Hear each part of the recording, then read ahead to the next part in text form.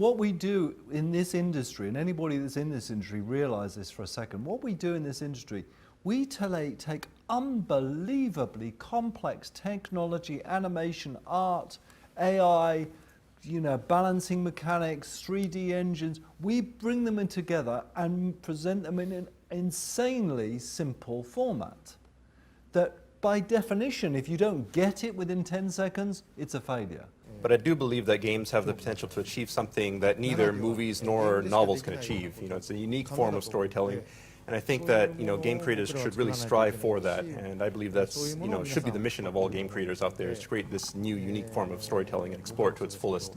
And I think the users as well, players, want that, and I believe really that it's my mission to provide that for them.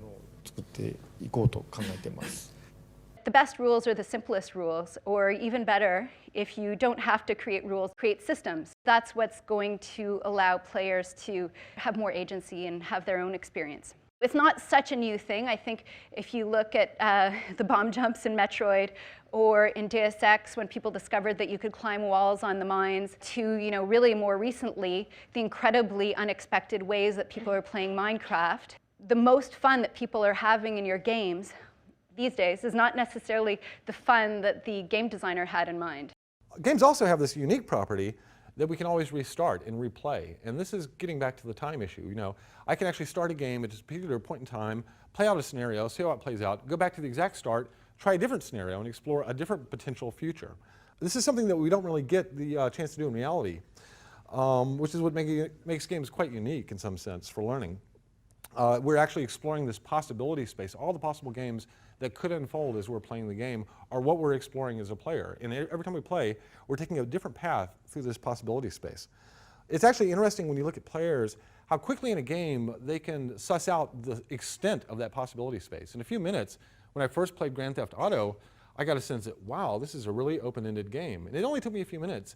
And it's not because I'm a game designer. I think any 10-year-old could have played the game and at the same time figured out, how the range of freedom added up to a much wider range of experiences in this game. In some sense, it's like when you put a tiger in a cage and the first thing they do is they walk around the perimeter, figuring out what's the extent of my environment. We've developed this instinct for complex systems to kind of interact with them for a short period of time and get a sense for how large is the landscape of possibilities in the system. So one observation in games that we made over the years is that the player has the option to be able to take different roles in the experience. And where it becomes really powerful is when the creator, forces the player to take difficult choices. You may actually spend an enormous amount of time, hundreds of hours, building up relationships, and then suddenly you have to make the decision. Which one lives or dies? Visuals, the music, how everything got together. It was a stunning combination, and it actually really grabbed you. There's something emotional about it that actually brought the user and pulled them into the faith's world. I feel emotions when I explore things in games. The realization of a true world to explore and actually the experience of exploring it's powerful. The video game industry has changed quite a bit. What players are interested in is quite different than it was before. And those changes are actually reflected in changes in the workforce and how people want to be motivated and engaged at work as well. The old model for video games, or the more traditional one that we can think of, was that players were, you were kind of designing this rat maze for players, right? And their job was to get through one challenge after another, figure out what the game designer had in mind, and eventually get to the cheese. The new model is really that I'm going to play with the systems, I'm going to create my own fun, my own story, and I'm going to share that with people. Really, for companies to have a leading edge today, it's about harnessing that creative energy and the ideas of everyone on the team. It's not surprising that the games that are the most popular these days are the games that let people practice and express their creativity.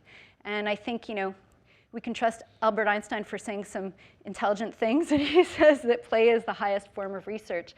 And I think that does explain a shift in the kind of practice and things that people want to do in games. It's a business, and I think that there's always going to be pressures to find new ways to incentivize and do those different types of things. But the truth is that I really do try and focus on, and I think we all try and focus on bringing a product that people can play, and that when they play it, the way they invest in it is based off of how they want to. I don't want to give you a bullshit producer answer too much, but but it's a tough question right now, and I think people are struggling with it. With our game, we're still thinking about how to manage certain things, but what I know is that our emphasis right now is on building an open world and building a system that you can go and play it the way that you want to play it. And that really informs everything we do. It would have been super simple for us to make a linear game, really simple. We didn't do it. We made a game where the player can go out and invest and play and meet and bring people along with them in the order that they want to play it. And that's difficult, but it's something that we think is important.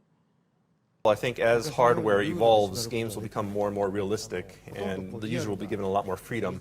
Also, the way you interact it will become more natural. There'll be other ways to interact with the game world. So I think games will evolve to a point where you won't be able to force rules down the player's throat. Really, you have to think of other ways to have them interact with the game. So I think it's very important that you don't just mimic the storytelling style of movies. So for example, don't make the player just walk from a certain point A to point B and force them down that path. You really have to give them options and find a way to tell the story and express the story within that wide range of freedom. So I think games up until this point, and most of the games that are out today, are basically on rails. If you compare it to something out there, it's like a ride, right? You're on a rail, maybe a monster pops out every once in a while, or flames burst out from the side of the rail, but you're not really in control of it.